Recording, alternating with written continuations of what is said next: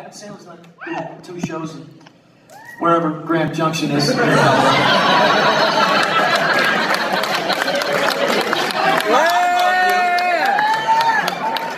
just never been here before, that's all. I'm not complaining. I'm happy to be here, but I have to be here. It's different. Adam Sandler's worth $300 million. Yeah. Yeah. And, but he's the best comedy movie star in the last 24 years, the hardest work I've ever known. Chris Rock, $125 million. Oh, yeah! Kevin James, $90 million. Now that one hurts a little bit. But David Spade, $40 million, fuck you! Yeah! That's why he won't tell me where he lives. He knows I'll go over there and start taking shit. Give me that fucking lamp. It should be my lamp. But when you compare, you despair, okay? When you compare, you despair. There's always going to be somebody doing better than you. There's always somebody that's going to be doing worse. And there's always somebody that's going to be doing way worse. And thank God for those people. That's what they're there for. My life's tough. Look at that piece of shit. I'm going to drive by him every morning. We got a real homeless problem in America. You know, we do. I mean, maybe I'm looking at this all wrong.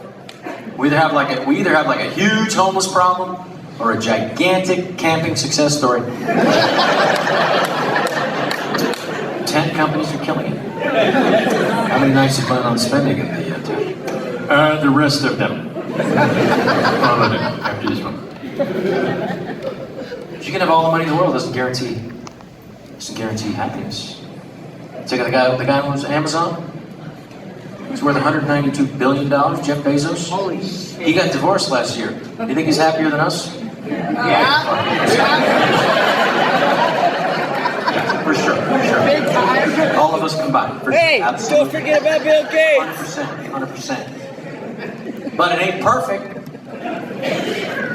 He had to pay his ex-wife last year in the divorce $38 billion. $38 billion with a B. I don't care if you're the richest man in the world or not. That is a tough fucking check to sign. That's not easy. Imagine getting that news. So not that I care, I'm the richest man in the world. Just curious, where do we end up with the ex-wife? What was the final tally? What did she get on that divorce settlement? I know you guys did a good job. I'm the richest guy in the world with the best attorneys. You guys, I know you did awesome. Just curious, what was the final number? What did she get? Like 20 billion. I'm sorry?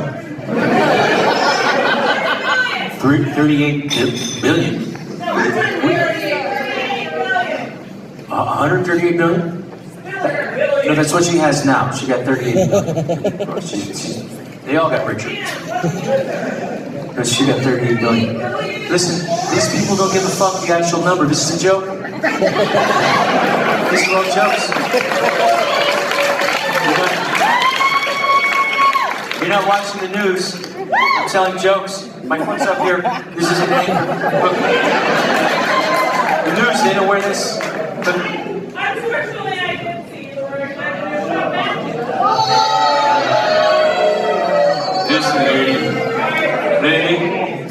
lady. I've been a professional comedian for 14 months. I got this figured out. And when I have a technical issue, like maybe let's say a difference in the amount, in the joke, still, you can just go with it.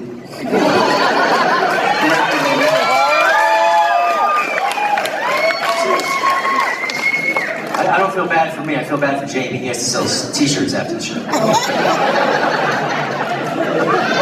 And he's not going to make 38 million. Or 138 billion. 138 billion! Anyway. That's a large amount of money. That's my point, I'm saying. But it's too late now. I can't go back. But thank you for helping. I'm saying it was a tough check to sign. Tough. 38 billion.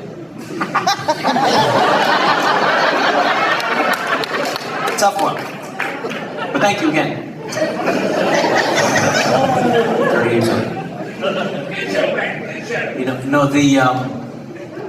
There's one thing, I know how he got rich, because I never realized, like, my wife was, like a lot of other people, I'm assuming, was addicted to getting shit delivered.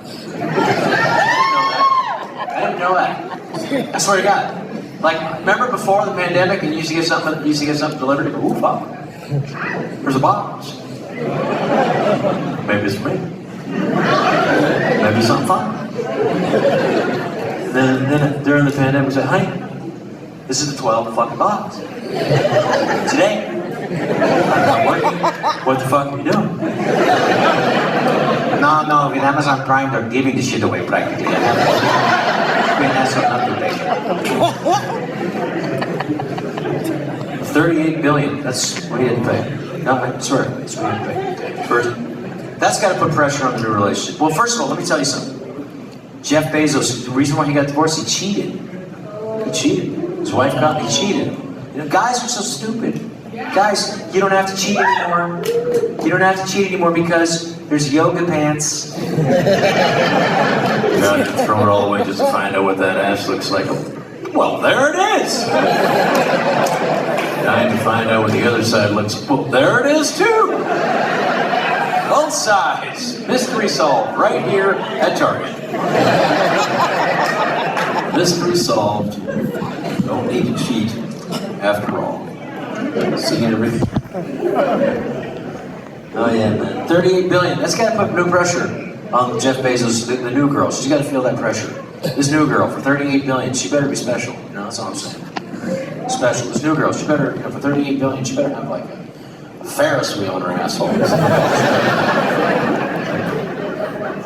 The Pirates of the Caribbean down her throat, special. You know what I'm saying?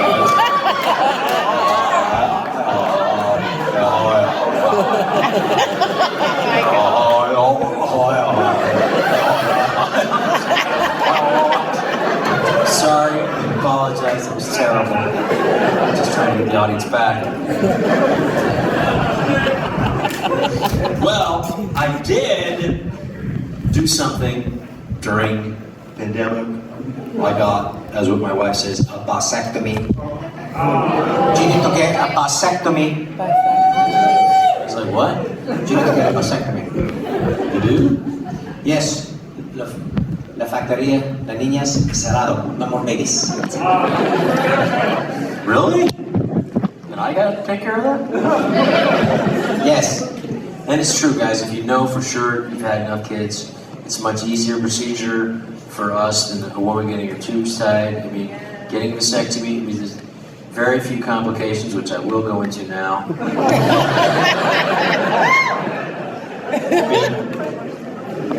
First of all, it's a very intimate procedure because it requires another man to have his hands on your balls. But luckily, I've known a doctor for like 30 years, you know. So, you know, because I said to my wife, honey, if I'm gonna have to get a vasectomy, you know, another man's hands on my balls, at least I want it to be with someone I've had dinner with. How's your wine, Robbie? Enjoying your wine? So, he lives in Milwaukee. My wife is happy to get rid of me for a couple of days as usual. I flew out there and he picked me up. This is a great guy, Dr. Baz Salami, Milwaukee General Hospital. He's a chief surgeon. He's a good friend. He picked me up at the airport, drives me right to the hospital, goes into the surgery room, not the regular operating room, surgery room, just a little tiny room. Sit in a chair basically. It leans back. He said, so did you read the stuff I sent you? I went, no. So why not? Was that everybody get freaked out? And I figured if it's important, you tell me. He says, okay, all right, so here's what we're gonna do. First thing I'm gonna do, I'm gonna put some numbing cream on your genitals, and then I'm gonna give you a shot between your testicles. Now, you will feel that. But then after that, it'll just be slightly uncomfortable. It'll just be like, you know, feel like somebody looking around at your scrotum for something. Digging around. Looking for stuff in your scrotum. You probably never had that happen before. I'm like, no. So, what's that? What was that? That's just the numbing cream. It's a said, well, you must have a callus on your finger. Because that hurt a lot. And then he gave me a shot between my balls. Let me tell you something. When you get a shot between your balls, you will put down your fucking phone. Whoa, whoa, whoa, whoa. You have my attention. And then he was right, after that I was just slightly uncomfortable, somebody digging around my scrotum looking for stuff.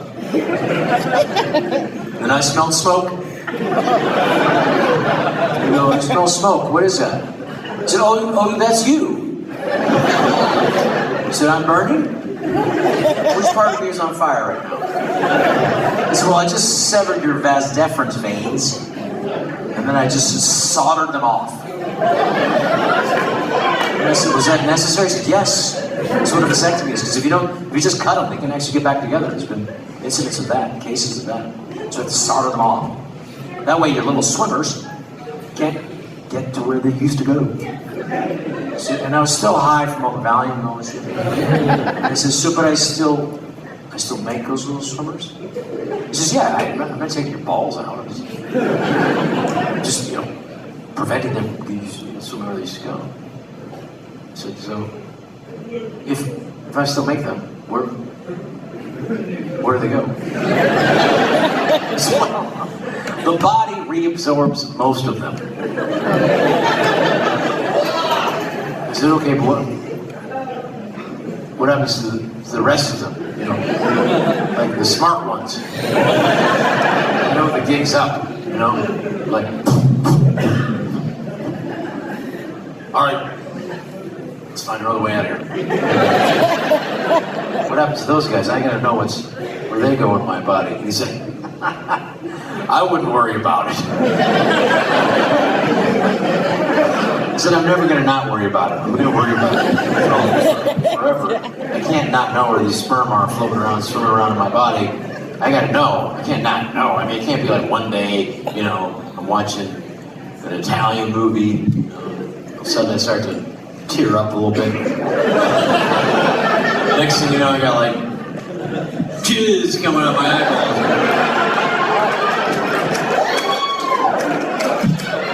I gotta know what happens to these little swimmers. So I think you'll be fine. So, is that okay? I'm gonna close up your incision now. Now, Robbie, what I'm gonna do, I'm gonna use surgical glue. This way, it's unlikely you'll have any unattractive scars on your testicles. And I said, I'm not worried about that. I said, you know, I can't foresee any future situation where I could be publicly humiliated because I got a really disgusting looking scar underneath my dick. I guess it's possible. Anything's possible. I guess I could be at the one Korean spa. Greater Colorado area. Junction. And I'm in the Korean spa and I drop my towel. I go, oh fuck. I bend over to pick it up. My dick goes to the side. Some old Korean guy looks at me and goes, oh, that's fucked up. You got a scar in your ball sack. Oh, I'm gonna throw up now. That's gross. Oh, whoever you fight, you don't fight fair. Cut your balls. We don't fight him 2 times. Oh, I'm gonna throw up. Throw up everywhere. So then he said, okay, Robbie, now that I got that, I'm going to put a thick layer of gauze on top of your balls. That way, for the flight home, it'll feel like your dick is in a bird's nest. Thank you. I was getting a bird's nest out of this. Appreciate it. 3 birds.